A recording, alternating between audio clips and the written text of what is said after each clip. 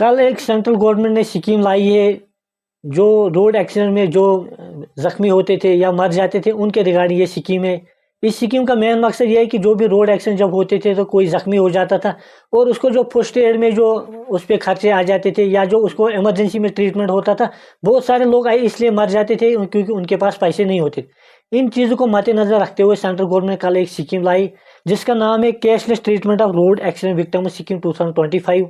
یہ جو اسکیم ہے اس کا اہم مقصد یہ ہے کہ کوئی بھی روڈ ایکسیڈنٹ وکٹم جو ہوگا، مگر کوئی بھی زخمی جو روڈ ایکسیڈنٹ میں ہوا ہوگا، اس پر جو خرچہ آ جائے گا اس کا 1,50,000 تک کا خرچہ گورنمنٹ اٹھائے گی. کب تک؟ جو پہلے 7 دن ہوں گے اس پہ اگر اس کو 1,50,000 تک خرچہ آ جائے وہ گورنمنٹ اٹھائے گی. دوسری بات اس میں یہ کہی گئی مگر یہ within 24 hours یہ جو ایکسیڈنٹ ہوا اس کو رپورٹ ہوا ہونا چاہیے. کہاں پہ؟ جو کنسرن جو پولیس تھانہ ہوگا وہاں پہ اس کو رپورٹ ہوا ہونا چاہیے. دوسری بات اس میں یہ کہی گئی ہے کہ یہ جو اسکیم ہے، اب اگر کوئی وہ ہے کہ جو مر گیا ہوگا اس صورت میں جو اس کے لواحقین ہوں گے، جو اس کے مطلب جو ریلیٹیوز ہوں گے، ان کو 2 لاکھ تک کا جو کمپنسیشن گورنمنٹ دے گی.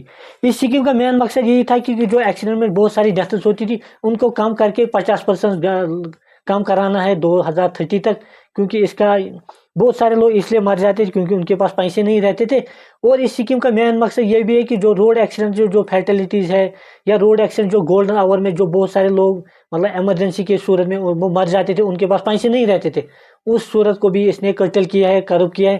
اب یہ جو اسکیم ہے یہ مین تو وہی ہے جو ڈیزگنیٹڈ ہاسپٹلز ہوں گے ان ہاسپٹل میں لاگو ہوگی جہاں پہ جن میں گورنمنٹ نے مختص کیا ہوگا اس اسکیم کے ریگارڈ، مگر اسٹیبلائزیشن کیئر پہ. اب اگر کوئی زخمی ہوا ہوگا اس کو پہلے کسی پرائیویٹ ہاسپٹل میں لیا گیا ہوگا اور یہ ڈیزگنیٹڈ ہاسپٹل نہیں ہے، اس صورت میں بھی جو اس کو وہ فرسٹ ایڈ میں جو خرچہ آ جائے گا وہ بھی گورنمنٹ اٹھائے گی اس اسکیم کے تحت. تھینک یو، شکریہ.